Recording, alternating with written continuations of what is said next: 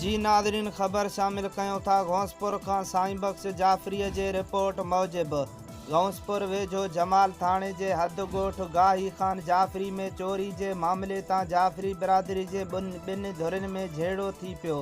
झेड़ो दौरान लठियूं ऐं कुहाड़ियूं लॻण सबबि ॿिन्ही धुरियुनि जा 8 ॼणा ज़ख़्मी थी पयूं। ज़ख़्मियुनि में अली बख्श जाफ़री, चाकर ख़ान जाफ़री, नूर नबी जाफ़री, हमीदुल्लाह जाफ़री, ज़ाहिद अली जाफ़री ज़ख़्मियुनि में शामिल आहिनि।